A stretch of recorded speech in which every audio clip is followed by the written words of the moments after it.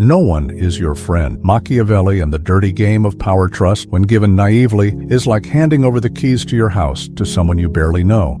Seneca said, "He who leans too heavily on others sinks with them." It's a short phrase, but it carries an immense weight. The reminder that depending on unstable pillars is asking to fall with them. And when you're in the game of power, that fall is not just physical or material. It is the silent loss of dignity, of autonomy, of clarity. It is being dragged into murky waters by hands that once seemed extended to help. Epictetus, like a distant echo, warns us, do not expect loyalty from one who owes nothing to himself, because one who has no internal foundations cannot sustain the weight of anyone. There is a pain that is rarely spoken, but that many carry in silence, that of blindly believing in someone who approaches with a smile, only to later discover it was a disguise. Friendship, in many fields, is nothing more than a strategy, a polished facade that hides gears of interest, manipulation, and convenience. One who plays to win plays for himself. And alliances, however warm they may seem, are often as fragile as ice under the midday sun. But this is not a lesson about isolation or about living surrounded by insurmountable walls. It is about discernment. It is about learning to see beyond the soft word, to perceive the distance that exists between a cordial gesture and a genuine intention. It is about training your eyes to see when a handshake is a pact and when it is just the prelude to a future demand. Because in the game of power, the danger is rarely in declared hostility. It hides in cordiality that cannot be explained, in a closeness that was never asked for, but that has settled in as if it had always belonged there. Being clear-sighted about this does not mean distrusting everyone, but knowing that no one is truly your friend in the pure and unshakable sense we would like. What exists are bonds that need to be measured, tested, and observed with patience. True friendship can exist, yes, but it is not common in the corridors where interests decide who approaches and who moves away. And here is the first step to not being used as a disposable piece, recognizing that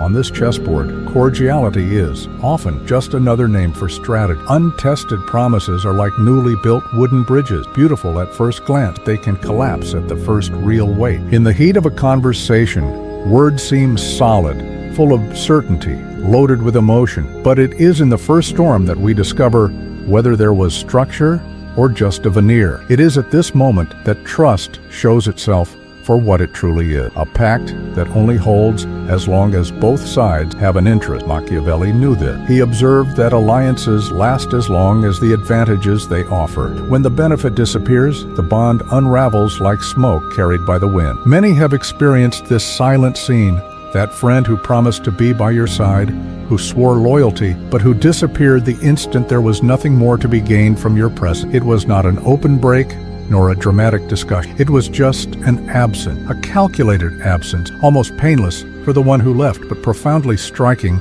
for the one who stayed. The emptiness it leaves is like an echo that takes a long time to fade. And this is the trap of trusting blindly, believing that words spoken in the intensity of a moment carry the same force in the face of routine, difficulty, and loss of interest. The game of power is, first and foremost, a game of maintaining advantage. He who does not recognize this ends up becoming a disposable, useful while he served, forgotten when he no longer served. Therefore, before leaning on someone's promises, it is necessary to observe what that person does when there is nothing at stake, when there is no applause, when there is no visible advantage. True loyalty is proven in silence and in the absence of reward, not in the vows made when everyone is watching. It is there that it is revealed who is on your side and who is just waiting for the next opportunity to leave. Constant closeness can be deceiving. It gives the impression of a bond, but often it is just convenience. There are people who orbit around you, not out of loyalty, but out of strategy. They get closer to observe, evaluate, measure strength, and when they realize they have extracted what they needed, they move away, as if they had never been there. It is the type of presence that warms like a winter sun, comfortable from a distance, but unable to sustain warmth when the clouds arrive. Marcus Aurelius warned, "Pay more attention to actions than to words." It is easy to declare friendship. It is easy to repeat that you're together. It is easy to show up at parties. It is difficult to maintain the same look, the same posture, the same presence when the scenario changes. And it is precisely there that the distinction between closeness and loyalty becomes evident. One is scenery, the other is a route. Imagine a shadow that walks beside you while the day is clear. It seems loyal, inseparable, an extension of your own body, but all it takes sky to cloud over for it to disappear without a sound, without a warning. So too are those whose presence depends on the light you emit. They don't walk with you, they walk with the reflection of what you represent at that moment. Therefore, confusing frequency with trust is opening up gaps for silent disappointment. The true ally is not measured by the number of times they are present, but by the depth of the reason that keeps them by your side. And this reason, when it is authentic, resists any change in the weather. There is a subtle abyss between reciprocal support and dependence. The first strengthens, expands, and creates solid alliances. The second silently corrodes, making one side a hostage to the other's goodwill. It is in this difference that it is decided who maintains negotiating power and who surrenders as an easily disposable piece. Machiavelli knew that, in the game of forces, depending too much is like handing over the keys to your own castle to a visitor. Sooner or later, he will realize that he can enter and leave without asking for permission. Relationships of mutual need are not cold or calculating, they are simply balanced. It's like a bridge supported by two sides. If one of them collapses, the entire structure falls. But when the weight is divided, it remains firm, even in storm. Thus, every healthy bond is an implicit pact of contribution. It's not about constantly measuring who gives more or less, but about being aware that the flow must be alive, dynamic, and fair. However, when one side always offers without receiving in the same measure, an invisible imbalance sets in that undermines autonomy. And autonomy in the field of power is the most important wall one can have. Losing this autonomy is giving up the ability to say no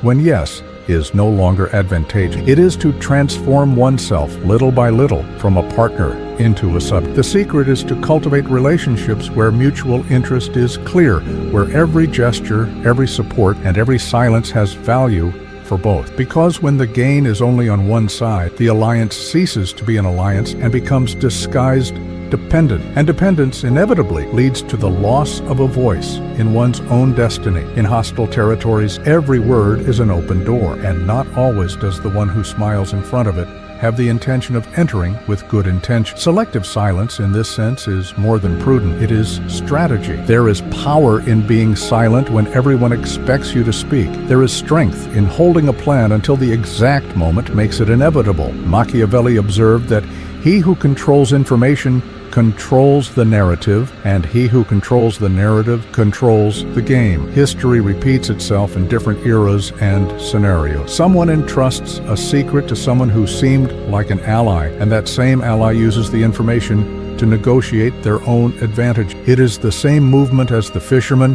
who casts the bait not to feed, but to catch. Ill-placed trust turns into a trap, and what once seemed like a gesture of closeness reveals itself to be a calculated maneuver. Stoicism echoes this lesson with clarity. Self-control is not giving to chance what is yours. Marcus Aurelius said that he who restrains himself has more power than he who exposes himself. It's like a deep lake. Everyone sees the calm surface, but no one knows what is moving in its water. The depth intimidates, not with explicit threat, but with the uncertainty of what is hidden. In the game of power, exposing your intentions to those who don't need to know them is like showing your map before the battle. The adversary studies, anticipates, neutralizes. The chess player who reveals his next move too early gives up all advantage. But he who knows how to wait, who holds the decisive blow until the final instant, keeps everyone else in a position of uncertainty. And it is in this state that control is truly established. The choice of who remains by your side silently defines the territory you walk. It is not the number of faces around you that offers security, but the quality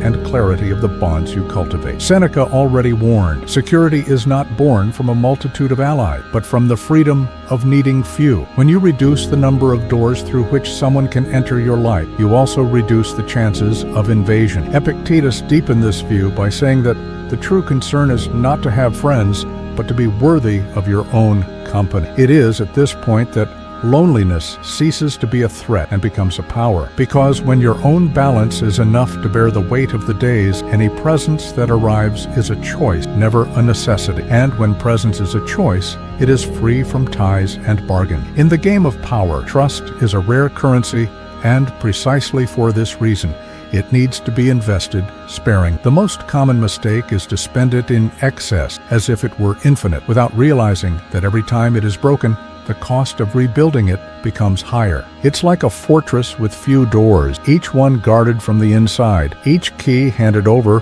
only to someone who has demonstrated, not with words but with action, that they know how to enter and leave without destroying what they found. Thus, the final question remains echoing. If the wind were to change today, who would really stay? This is the question that, answered with sincerity, shows the real dimension of your circle, because in the end, it's not them who choose you. It's you who maintains, with attention and discipline, who deserves to stay within your wall. Trusting is opening an invisible door, and in the real world, open doors attract both friends and predators. The mistake is not in offering passage, but in not testing who crosses the threshold. Words spoken in the heat of a moment of enthusiasm sound solid, but carry the fragility of promises made to the wind. Machiavelli, with his cold clarity, already warned, alliances exist as long as mutual interest breathes. When it fades, the bond evaporates like dew under the sun. How many times have you seen someone swear support, only to disappear the instant there was no longer any advantage in staying? It is at this exact point that you realize that loyalty is not a spontaneous feeling. It is a choice, and choices change according to the ground. Blind trust without proof is like building on soil that has not been tested. It may hold for a while, but one day it will give way. In the game of power,